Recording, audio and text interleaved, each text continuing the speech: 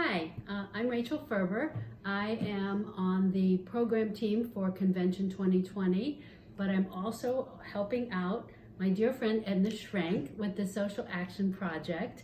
And my piece of that project is creating these no-sew fleece blankets for the ARC.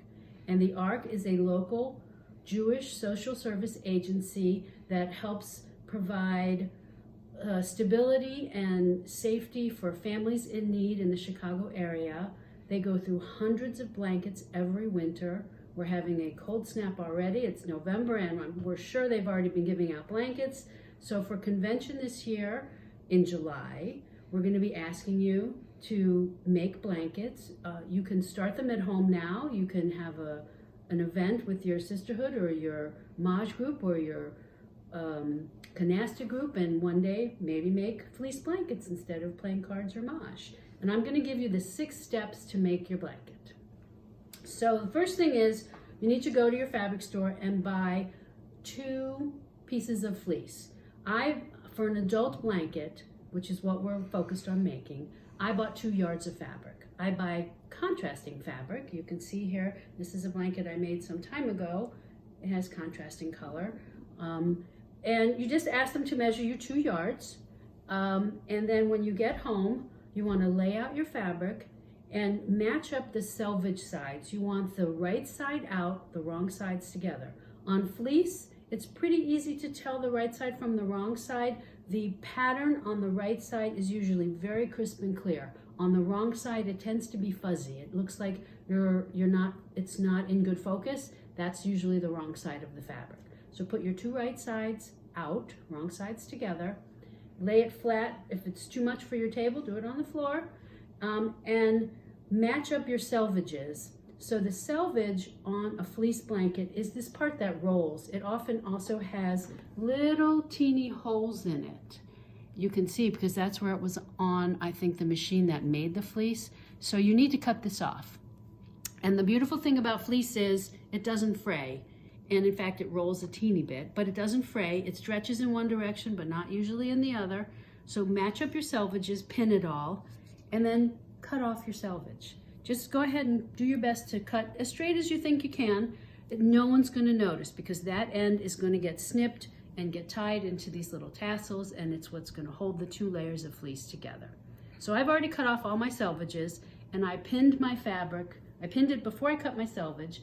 And after I cut my selvage, I decided that I want to make 4-inch tassels. So I make myself this little template, and I pin this to the 4 corners of my fabric.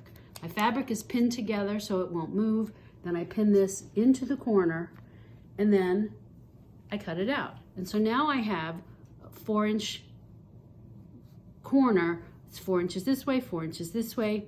And in order to make my tassels that I'm going to tie together, I take a piece of masking tape and I start it where you can see the 4 inch is cut up. You're going to run it from there as your starting line all the way to here. In order to make it straight, I gave myself a few extra marks along the way. So I took a ruler and I just took a marker, and I can see one faint line there. I put some minor lines. There's another one. So when I ran my masking tape, it was pretty straight. Then I took an even longer ruler. I think I took a yardstick, and you want to mark the width of your tassels. So I like them 1 inch wide. So in this case, they're going to be 1 inch wide by 4 inches high. I like my blanket to be more blanket, less tassel. So once you've done that, and quite frankly, the easy way of doing this, so you'll mark one side. My blanket is not a square, it's a rectangle. So this piece of masking tape, once I mark and cut up this side, I'm gonna pick it up and I'm gonna actually tape it to the other end. And you can do the same thing on the slightly longer side. I'd put the masking tape, I'd mark the 1 inches. After I've done it on one side, I'm gonna pull it off, I'm gonna put it on the other side. So you've marked it once, you used it twice, saves you a little bit of time. So once you've done that, you're literally just gonna start cutting your tassels. So I'm gonna aim for that mark right there, and I'm gonna cut right to it, not past it. And you're going to cut all along and make 1-inch tassels. And